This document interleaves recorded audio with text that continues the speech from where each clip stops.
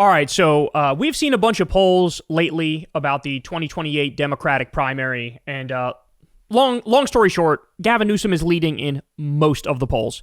I've seen some polls that still have Kamala up there. I've also seen some polls that have AOC at the top, but generally, I think Newsom is leading in the most polls that I've seen. So he knows this, and he wants it bad. He wants to be president very, very badly. And, you know, everything he's done in this second Trump regime speaks to that, right? There was a moment on a podcast from, I want to say about a month ago, and this was a big deal. It was a big deal online. It was a big deal in left-wing circles. It's a big deal among the people that you need when you're running in a Democratic primary. So Gavin Newsom went on a friend of the show, Van Lathan's podcast, and Van did a great job here, just basically saying to him, like, look, it's a moral red line if you take AIPAC money. Like, anybody who takes AIPAC money, you're not going to get my support, and you're not going to get the support of a lot of us lefties. And look at his reaction, because this was incredibly telling. Take a look. Interesting. You're like the first to bring up AIPAC in years, which is interesting. I will not vote for a candidate that takes $1 from AIPAC. It's interesting. I mean, it's interesting. I haven't thought about AIPAC. And it's interesting. You're like the first to bring up AIPAC in years, which is interesting. Why did I say that? Not relevant to my day-to-day life. Okay. Which is just interesting. Listen. It's interesting you say that. JPAC perhaps more, but AIPAC less and less. Okay. Fair enough. Which is just interesting. What's interesting about it?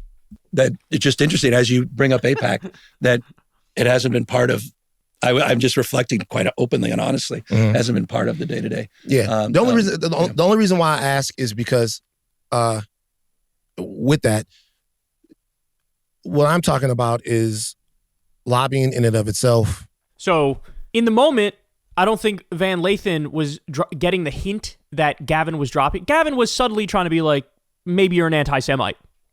Maybe that's what he was getting at. Oh, it's interesting. Oh, interesting. You bring up AIPAC. Interesting.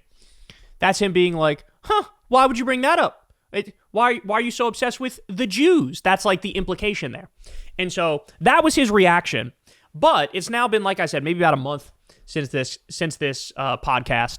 And Gavin, if there's one thing he is for sure, it's a shapeshifter. So now he does this new podcast with Jack Cocciarella, and listen to what he says here. There's a big switch up from what he said previously.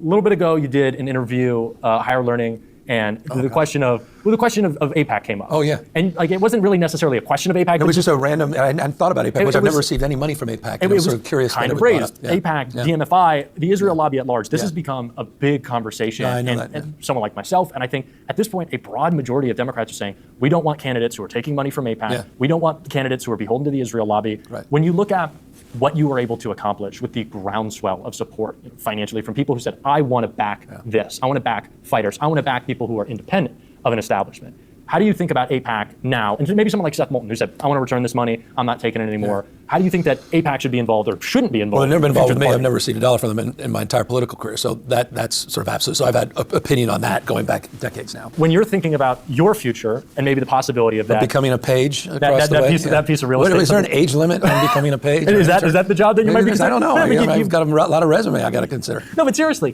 when you're thinking about that and you're thinking about, and people just have this question because it's what they want to hear from our leadership. When you're thinking about who might be giving to support you and who might be behind you, is that AIPAC money get behind you? Where is this in your head right now? I know you're thinking you got to get these midterms through. No, but it's always. Look, I've been at this a long time. You know, I come from a private sector background, small businesses, sort of an entrepreneurial background, and I got into politics by the way of a remarkable leader, Willie Brown, who appointed me to the Parking and Traffic Commission. I mean, 20-something years old, and I'm president of the Parking and Traffic Commission in San Francisco. And then I had my first election for Board of Supervisors, and that became a real issue. We had $500 limits, but people are still outraged. It was $500 from a particular union or the Chamber of Commerce. Which one are you? Are you a chamber corporate Democrat, or are you a union Democrat? Are you a big union Democrat, or are you a union, socialist union Democrat?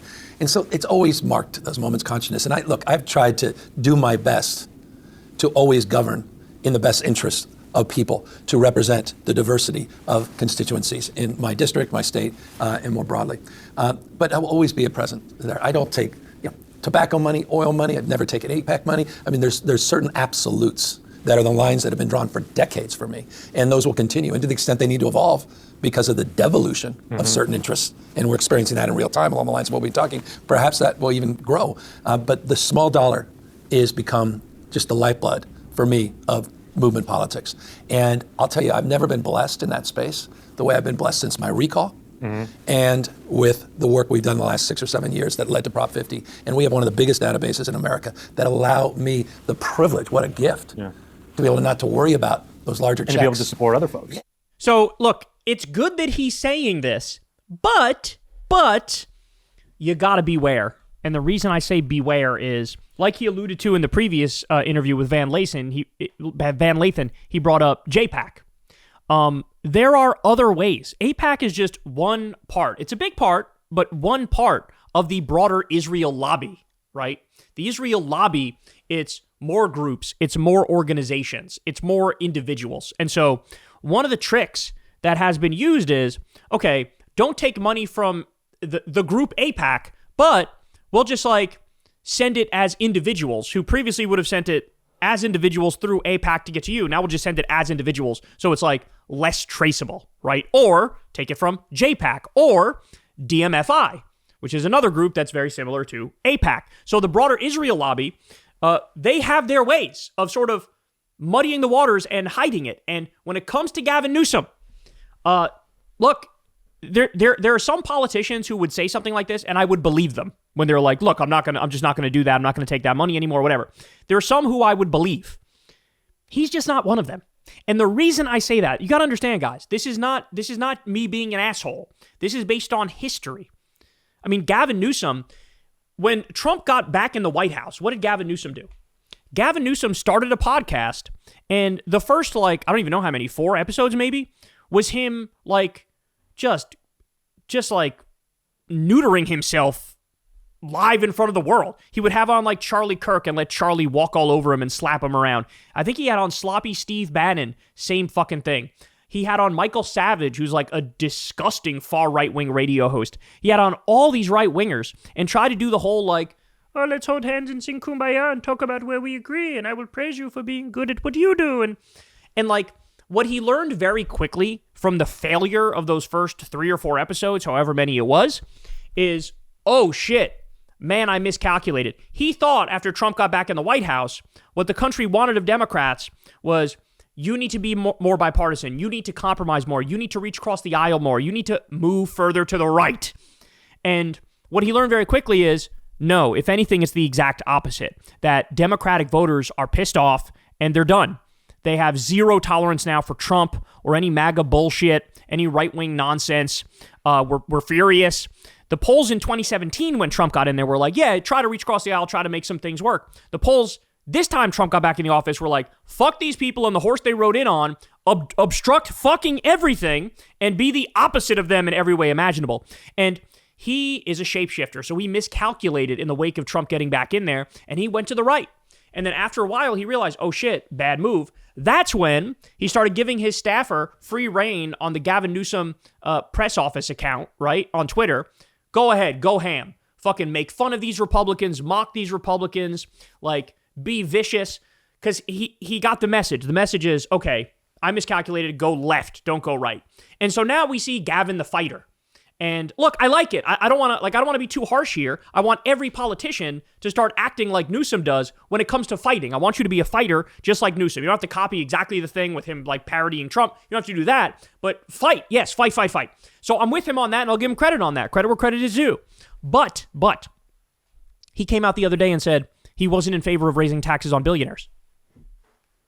I'm not kidding when I say that's literally over a 90% issue with the Democratic base. It's 95%, maybe more than that say tax the billionaires. The entire Democratic voting base thinks the billionaires are the problem. It's billionaires, it's warmongers, it's fascists. Those are the problem.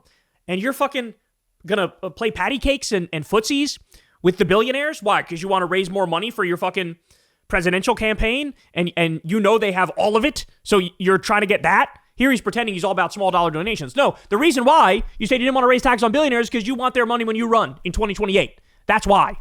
And so a moment like that, every now and then he shows you. he's a shapeshifter, but every now and then he's so out of touch, he'll just do a total misstep, right? It was a total misstep when he said, oh, it's interesting about AIPAC. This is him course correcting, but again, he's got tricks up his sleeve. He's not going to take AIPAC money, but he will take JPAC money. He's not going to take AIPAC money, but he will take DMFI money. He's not going to take AIPAC money, but he will take fucking individual money that would have gone through AIPAC in the past, but now it's not. So just beware. Again, I don't want to be too harsh in the sense that I welcome everybody saying this, but we need to be more clear with our demands. That's the thing, guys. Because what's the point of saying don't take AIPAC money? The whole point of that is to say you need to take the position, no more money and no more weapons to Israel, and arrest Benjamin Netanyahu and Ben-Gvir and Smotrich and the war criminals. That's the point of saying, look, don't take any money from the Israel lobby. The whole point of that is because we want you to be good on Israel policy. Okay, well, what does it mean to be good on Israel policy? That's what it means. You have to come out and say, arrest the war criminals and cut off the money and cut off the weapons. That's what it is. So now we should just skip the middleman or just include this in it. Say, don't take any Israel lobby money. And also, do you support cutting off the money and cutting off the weapons to Israel? And do you support arresting the war criminals? That's the addendum, right? And that's just as important as the don't take AIPAC money or don't take Israel lobby money. So we should actually be more clear. It's not just AIPAC money. It's don't take any Israel lobby money, right? In the same way that he said, oh, I don't take oil money. I don't take, whatever else he listed there. But nobody on the Democratic side, nobody should be taking billionaire money. Nobody should be taking oil money.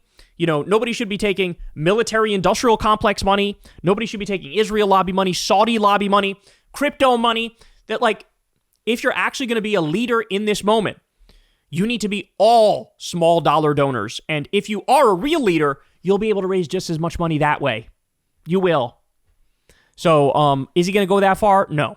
But clearly he's trying to course correct here. But the question is, do you believe him? And in his case, I'm sorry, I don't. Especially because this happens, a day after he just said he didn't want to raise taxes on billionaires. It's I think what he understands is the fighting part, and he gets credit for that. But what he doesn't get is the policy part, right?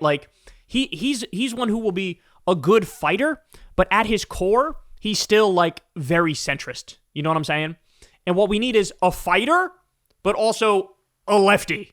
You understand? So, you have to be good on both prongs. You have to be good on both fronts. You have to be clear, it's the billionaires and the fascists and the warmongers that are your enemies. And I don't know if that's Gavin Newsom's enemy. I don't know. I cannot see it. I don't see it. Hey, y'all, do me a favor and like and subscribe. It helps out big time in the algorithm. Click the bell as well for notifications when videos drop. And watch that video on screen right now. You know you want to.